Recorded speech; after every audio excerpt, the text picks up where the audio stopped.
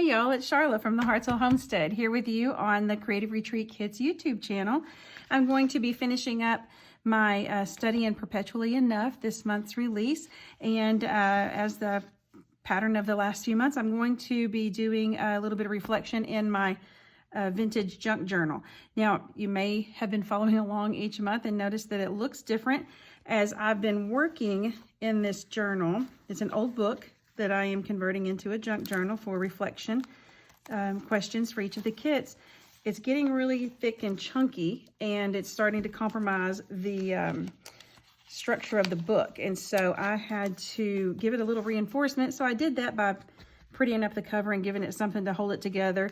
And then I'm also going to use this tie to help press some of that down in between each of my entries. So I'm going to use some of the pieces of the kit. I'm going to go back through my devotional, and I'm going to be pulling some words out and building a fun little word page as part of answering my reflection questions, pulling some keywords out that I want to remember and keep up on the forefront.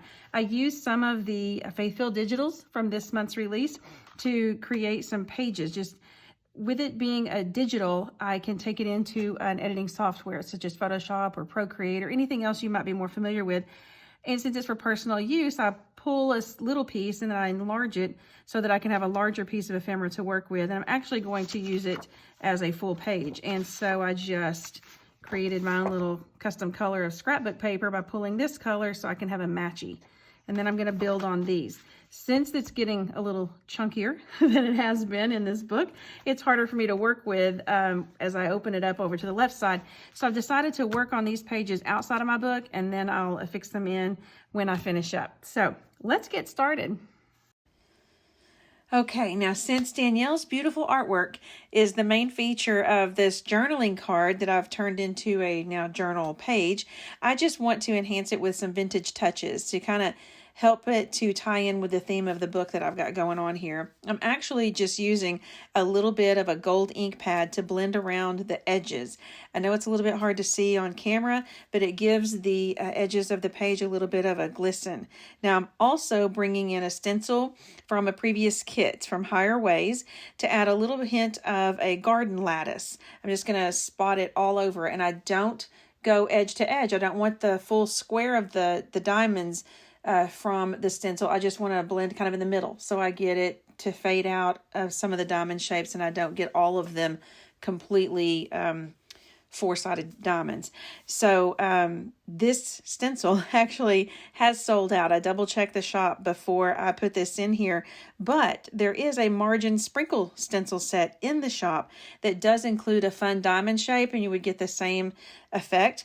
It and the blending brush are over in the enamel, stencils, and more menu option if you wanted to look over there and kind of play with the stencils in this way. When I pulled these pieces from the digitals to work with, I knew I wanted the kit's key verse as my focal point.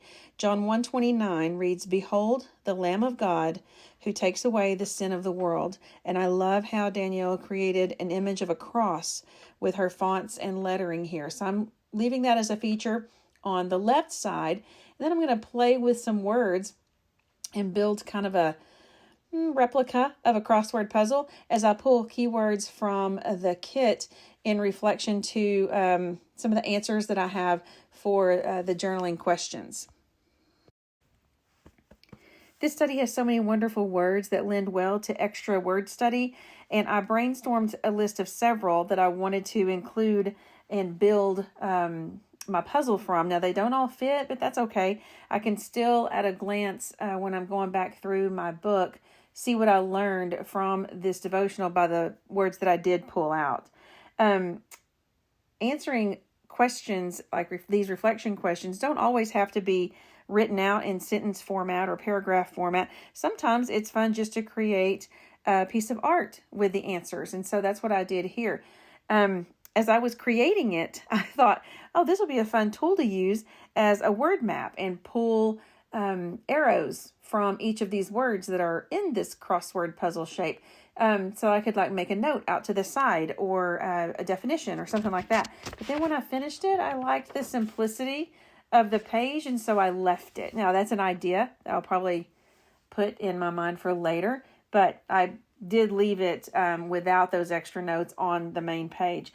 I do finish up the bottom of my page with a few tulip and floral stems from the kit stickers. They remind me of the Texas tulip fields that my youngest daughter and I got to visit last week, and I thought that was a fun way to record our little memory here as well. Off camera, I did write my prayer of gratitude as my question 5 response, and I'm going to be putting it into a hidden pocket between the pages behind this puzzle. I did that in a previous entry, or maybe 2. Pockets are a great way for me to keep these extra little journal cards, and I'm also going to be putting in a copy of the devotional that I print off of the digital. I like to have a copy with every entry, and so that's a neat way to hide them, but it's still with my entry. I had a lot of fun creating my reflection puzzle page. Now my mind is reeling of other ways that I can use word puzzles in creative study pages. I hope this inspires you to create a reflection puzzle or 2, and I look forward to seeing yours too. Notes will be included in the description box below. Like this video if you enjoyed it, give it a thumbs up, and consider subscribing to the Creative Retreat Kids YouTube channel if you don't do so already. Have a blessed day.